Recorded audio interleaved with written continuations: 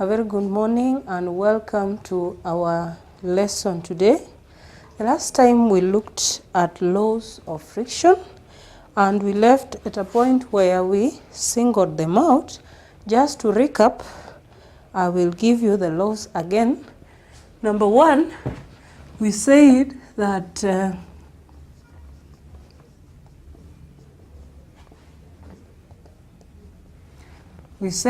friction is independent. It is independent of the area of contact. We said it is also independent of the velocity. However, to a great extent, it will depend on the nature of the surface and the mass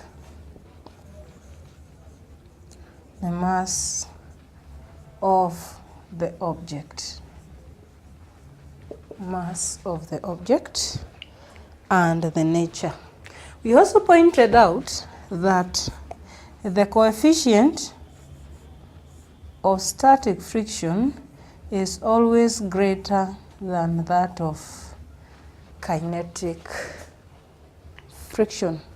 Today, I want us to look at a few applications of friction, applications of friction. And number one is while walking. While you are walking,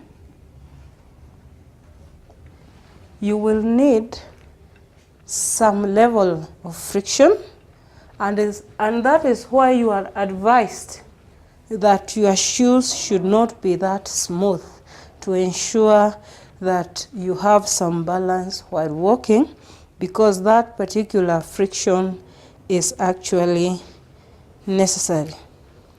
Number two is when you are driving or even braking. While you are driving or even braking a car, you will also need some friction to ensure that the motion is reduced. Remember, we said that friction will always work to oppose motion. Therefore, when you apply some friction to the brakes, what will happen is that that force of friction will work to oppose the motion of your car, and that way you can brake it. How about when you are writing? When you are writing, now, some level of friction should also be maintained, just enough to help your pen make a mark on a paper. Some level of friction will be necessary to make sure that the movement of your pen on your paper is actually controlled. Last but not least is when you are lighting. When you are lighting a match stick. When you are lighting a matchstick, some friction will also be needed when you are striking your matchstick to ensure that there is that lighting of your stick. Now,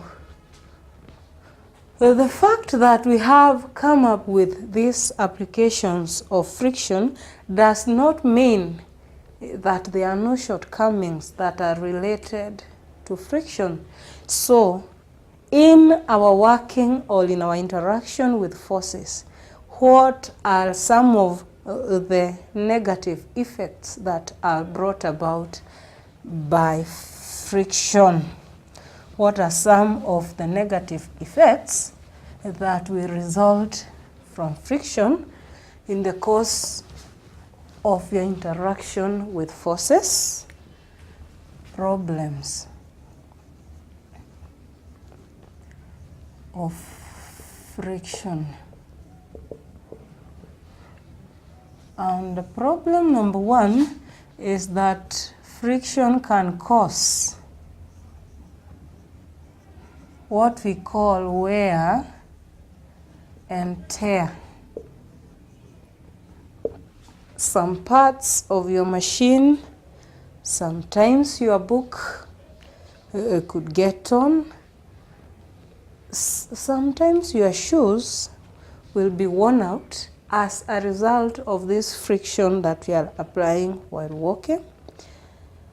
And sometimes you will have to change some parts of your car, all thanks to this friction that we apply when you are driving or even braking a car. For example, your brake pads could get worn out and you might need also to change some of those things. Number two is that friction can cause unwanted heat. Unwanted heat can also result from friction while walking or while performing other tasks that involve friction. You might have some unwanted heat and which will not be desirable for your working. And generally, friction reduces efficiency of machines. It actually reduces efficiency of machines, which is a term that we are going to deal with in our next concept. Now, too much about friction. I want to give you a few questions that you should ask yourself in the course of your revision. Make sure you can get answers to those questions. And question number one is, what is friction? What is friction? If you go back to your notes, you will find out that friction is actually that force that opposes motion between surfaces in contact. Question number two, you will want to find out the types of friction. We have the sliding, we have the fluid friction, static friction, and also we have the rolling friction. Number three, you will want to ask yourself about coefficients. Coefficients of friction. Make sure you can differentiate the two coefficients and even work with them numerically. You will also need to look at applications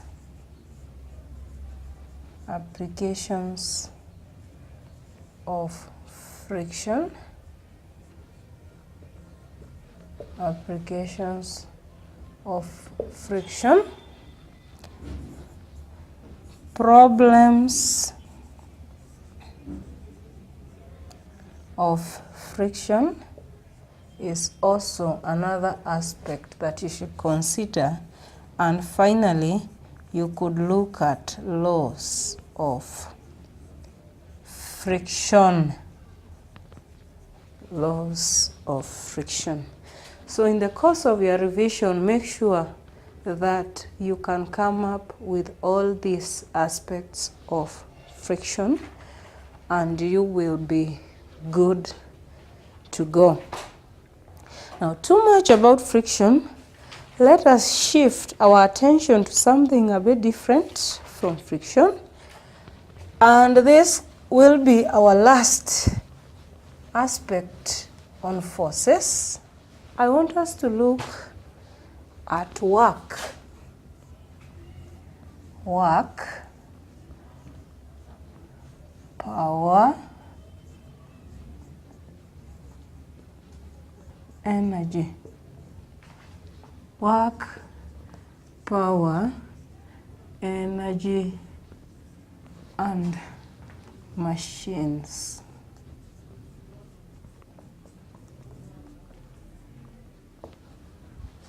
Work, power, energy, and machines. And we start with work. Work. Now, I want us to look at these terms separately, see what they entail, and probably we can also rope in our idea of forces while working with each one of them. Now, I will start by asking us, what is work? What is work? And work is actually transfer of energy by use of force. Transfer of energy by use of force that causes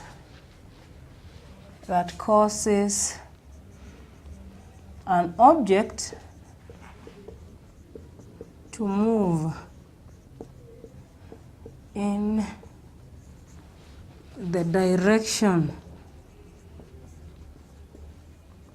of action of the force. That you have some energy, you want to transfer it from one object to another using force, and therefore make an object to move in the direction of action of the force. Remember, we said that force is actually a vector. And being a vector, it's got to have magnitude, and again, it has to have direction.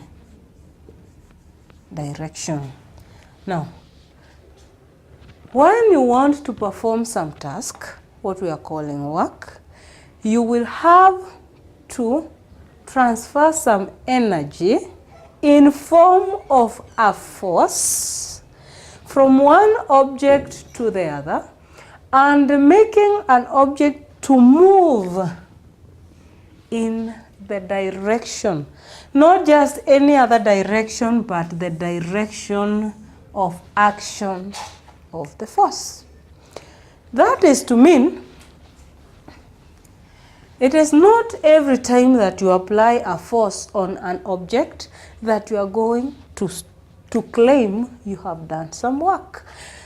For work to be done,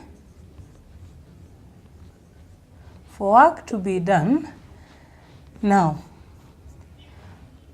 force applied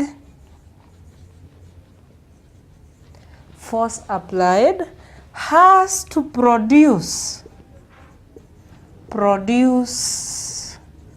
motion in its direction of action. It has to produce motion. An object has to move in the direction of action of the force for us to be able to say that we have actually done some work. Scientifically, the force applied has to produce motion in direction of action of the force. Now, how then can we calculate this work that we are talking about? Work is actually given by force, the force, and you multiply by the distance. Force is in newtons, distance is in meters. Remember we said for work to be done, there has to be a force applied. Again, it has to cause some motion in its direction of action, which means there has to be a distance moved by the object. Therefore, let us ask ourselves about units of work. Units of work, and we want to derive them from the formula. Force is in newtons, distance is in meters. Therefore, work can be measured by newtons multiplied by meters, or what we can simply write as Newton meters. However, 1 Newton meter is equivalent to 1 joule, symbolized as J. Therefore, you can use Newton meters or even joules to express work. Now, let us look at an example involving that. Let us look at an example involving work. A force of 200 newtons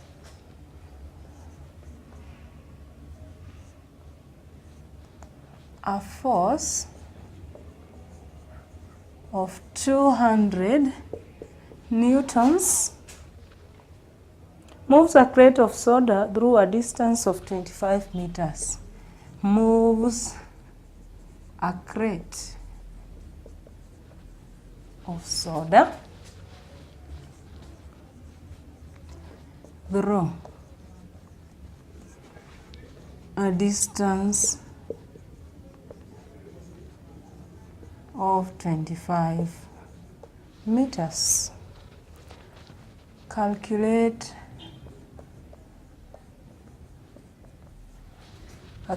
the work done.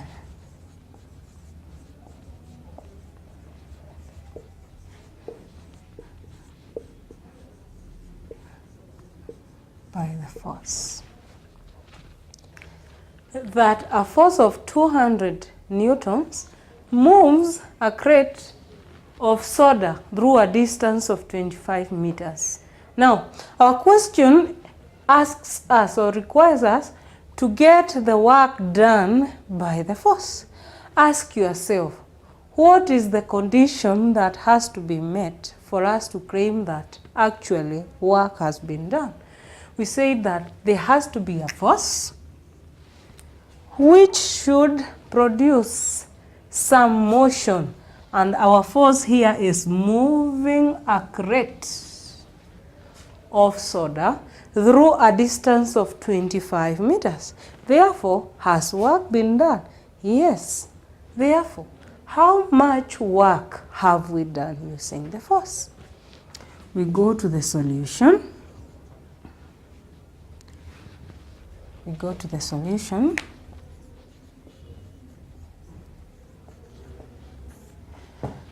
And we say that work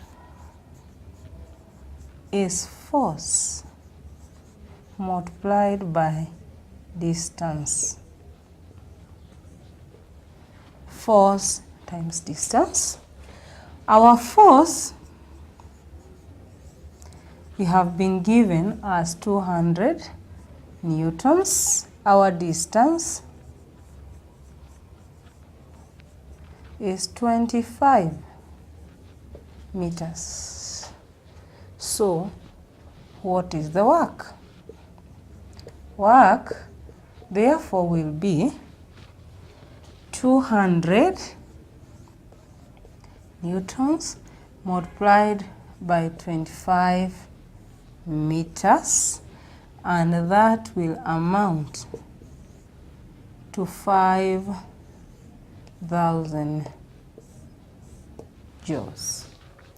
5,000 joules. Let us look at another example. A force of 160 newtons moves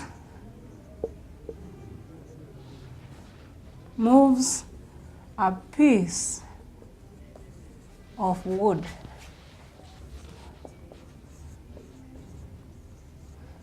through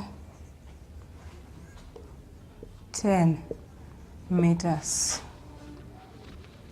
What is the work done by the force?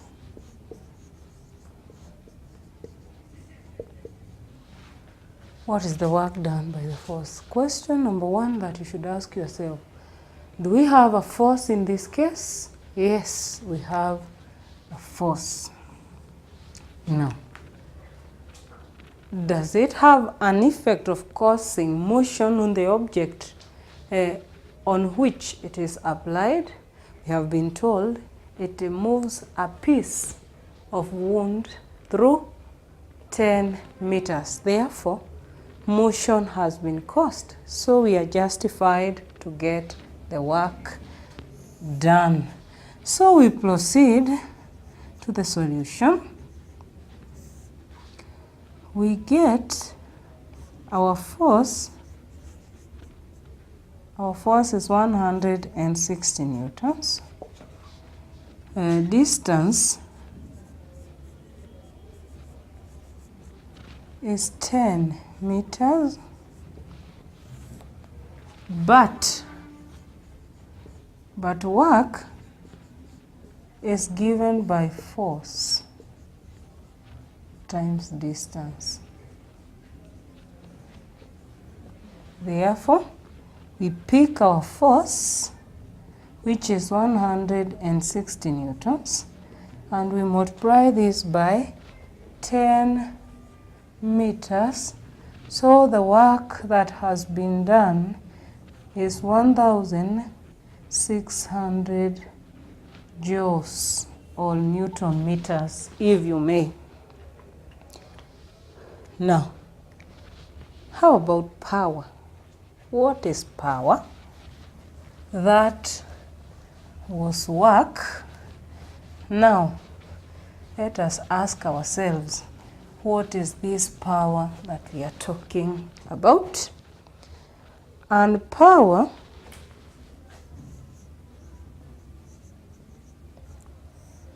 is simply the rate of doing work. Power is actually the rate of doing work. Now, we have already looked at work, and we have seen for work to be done, there has to be a force involved, and the force has to cause motion in its direction of action. But how much time did the force require to perform the task? And therefore, at what rate was that particular piece of work done? That is what now we are interested in when we look at power. Now, therefore, as the definition suggests, power is given by work over the time taken. We have done some work during a given duration. So now we want to rate ourselves. Probably find out how much work we would have done within 1 unit of time. That way we shall be discussing what we call power. Now, let us come up with units of power. Units of power, very important. Work is done in joules. Time is measured in seconds. So, if we want units of power, we can therefore say that power is measured in joules, joules per second from our definition, or we can use the symbols joules per second. But 1 joule per second is equivalent to 1 watt. Is equivalent to 1 watt. Therefore, we can also measure our power using watts. Now, there are 2 things that power can therefore express.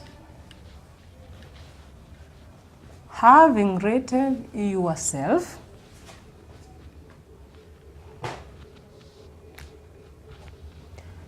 therefore, power will actually express, number 1, how fast work is done, and number 2 is how quickly.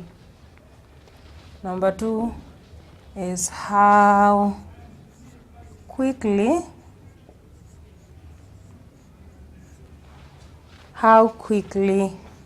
energy is transferred.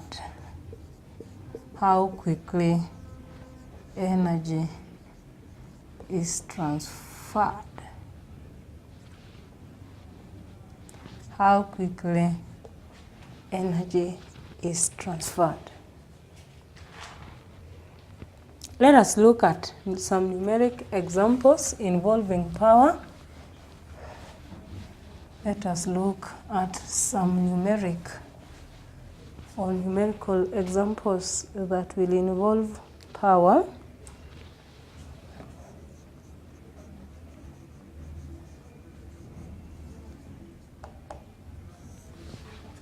Number 1,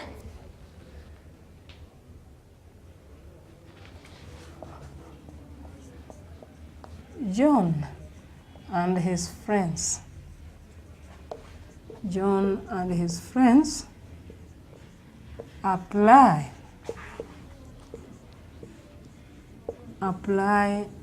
a force of 1080 to push a car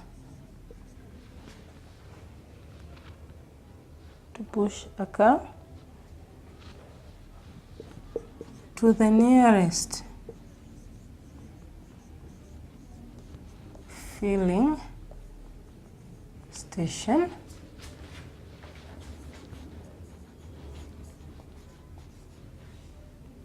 about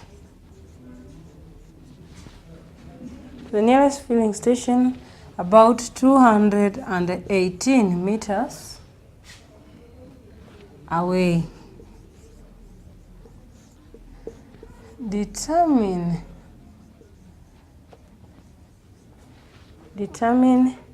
The work, number 1, is the work done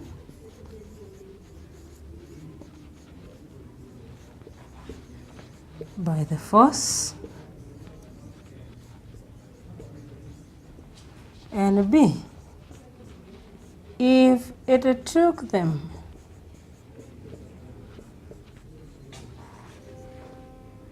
10 minutes,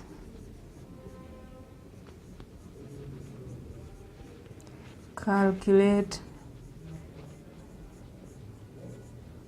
the power generated. Calculate the power generated. John and his friends apply a force of 1,080 newtons to push a car to the nearest filling station, about 218 meters away. Question number 1, we are supposed to determine the work done by the force. And number 2, we are supposed to get or to calculate the power generated if the whole of that work took them 10 minutes. Now, you ask yourself, what is the force? 1,080 newtons. What is the distance? The distance is actually 218 meters, and the time is 10. Time is 10 minutes. 10 minutes. So question A is on work done, which is force times distance, force times distance, and our force is 1,080 newtons. Our distance is 218 meters. So the work done will be 1,080 multiplied by 218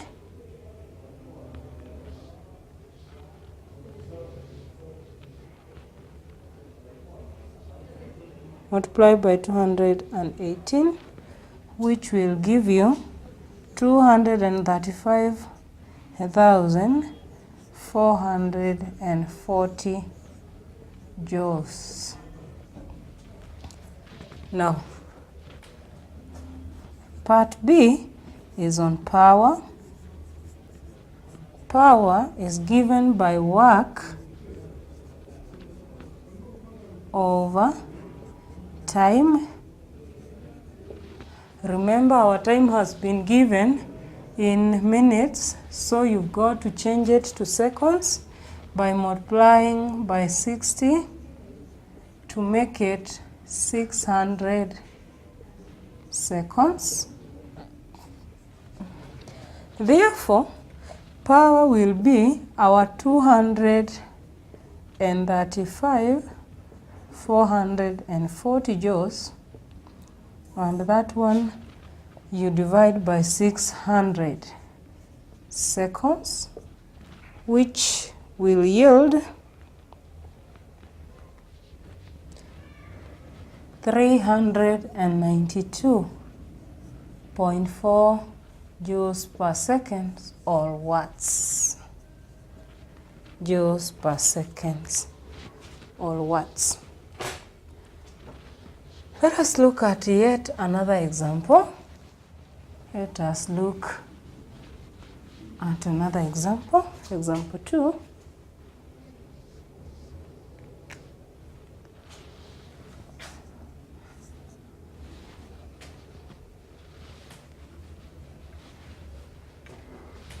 Joram runs up a staircase.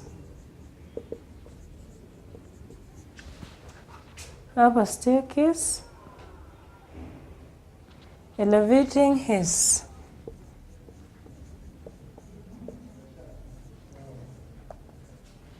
(102 kgs body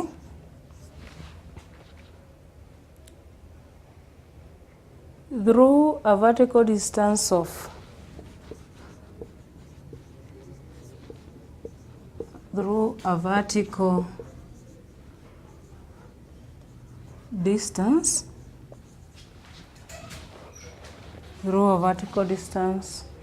of 2.29 meters in 1.32 seconds.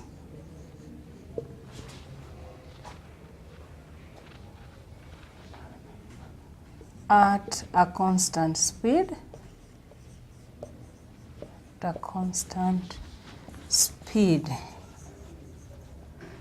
Part A of the question, calculate the work done.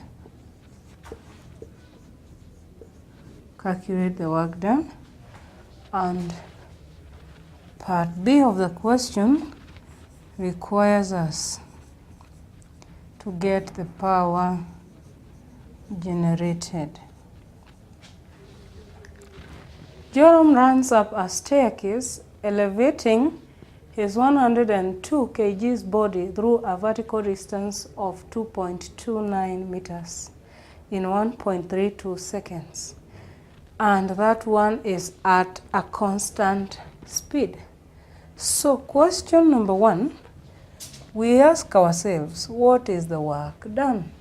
And we know that what we have been provided with is the mass. Mass is 102 kgs. Now the distance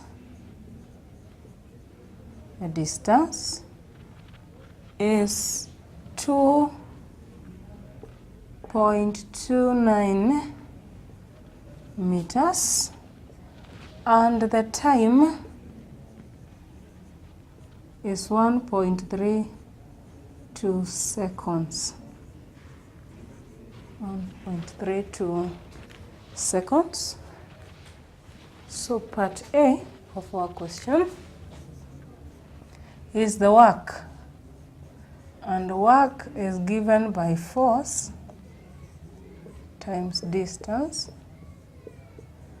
In this case, we have been given the mass.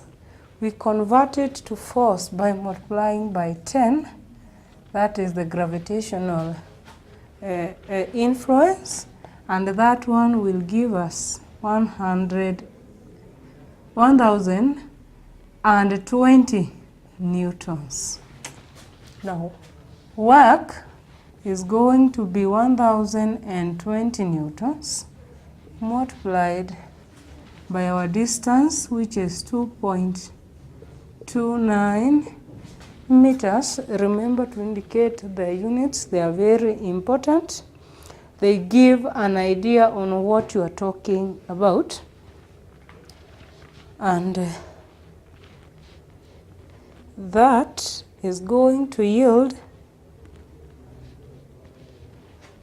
2,335.8 Newton meters, or even you can call them joules if you like, but do not use two units at the same time.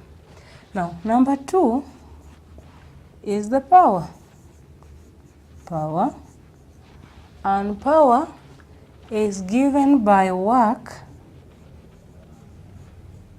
divided by time. Work divided by time. This is going to be 2,335.8 Newton meters. You divide this by our 1.32 seconds.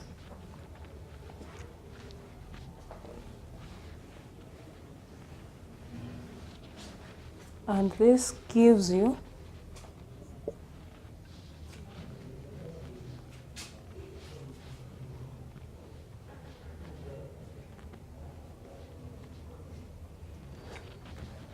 that's going to give you 1,769.54 watts. 0.54 watts. Now, let us look at our last example.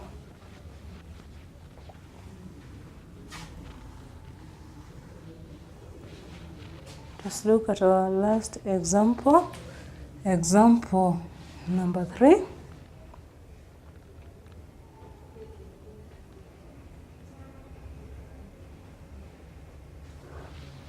A conveyor. A conveyor at a local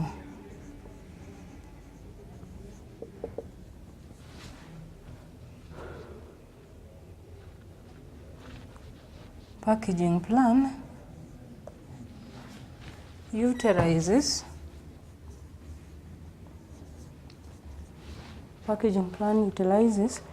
a motor-powered mechanical alarm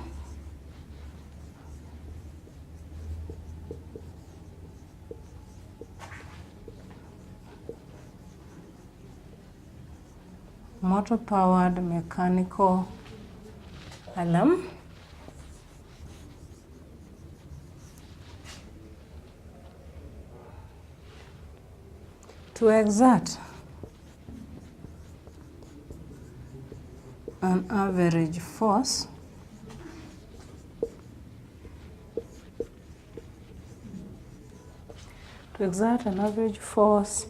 of 890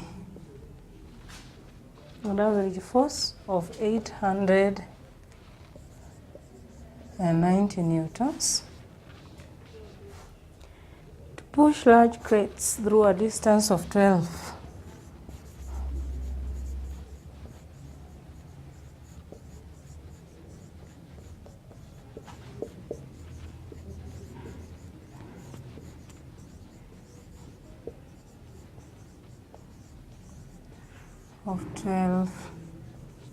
meters in 22 seconds.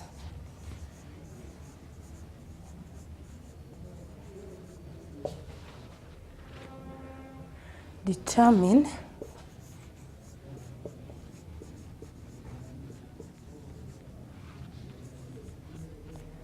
work done, and B is the power output.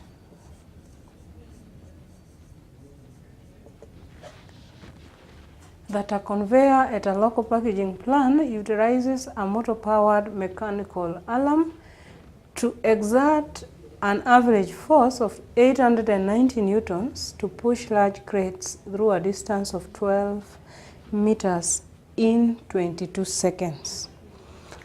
We are interested in the amount of work done as well as the power output of the whole system.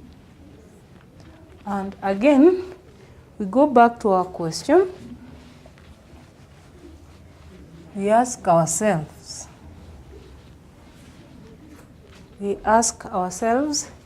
what is the force? Force is 890 newtons. What is the distance of motion? The distance is given us 12 meters. How about the time? The time again is 22 seconds. 22 seconds.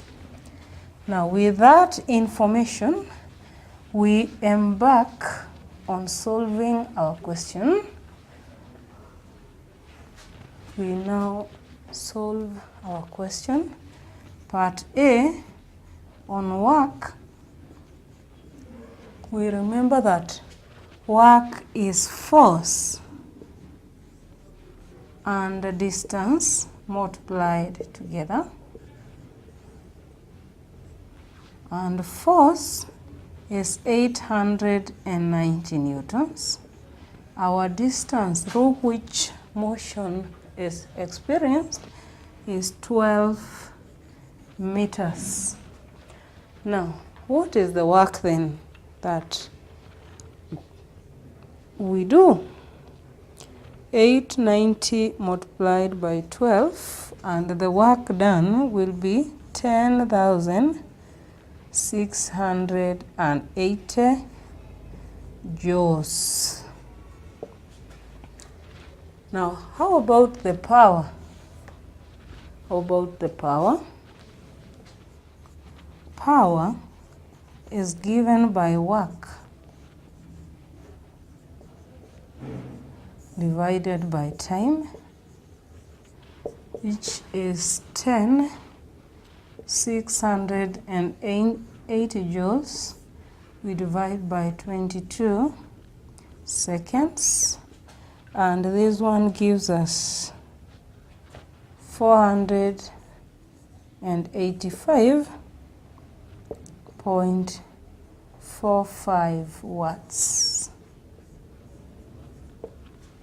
485.45 watts. Now, that is to mean without our force, which is the backbone of our topic, we cannot perform any task, and we cannot rate ourselves. We cannot rate our speed of doing work without the force, which means that we need force in virtually every aspect of our lives. Now, we have understood what force is. Again, we have looked at work and power. Then, how about energy? How about energy? Now, energy is actually the capacity or what you call the ability to do work. The ability to do work. We started with a force, transferred it to an object to cause some motion, and that is what we called work. Now, when you are doing some work, you need to find out how fast am I performing the task. Now, the question of power now comes in. I want to do some work within some time, so I need some rate. I need to rate myself when I am performing the task that I have. But do I have the ability? You want to work at a certain rate, but do you have the capacity to work? That is simply what we call energy. Probably we can proceed and look at forms of energy. Forms of energy. For example, the energy you require to run a turbine is not the same energy you will need to operate an electrical appliance. We will want to actually understand the different forms of energy we have at our disposal so that we can choose the right form of energy to make our work easier. That will be in our next lesson. Thank you.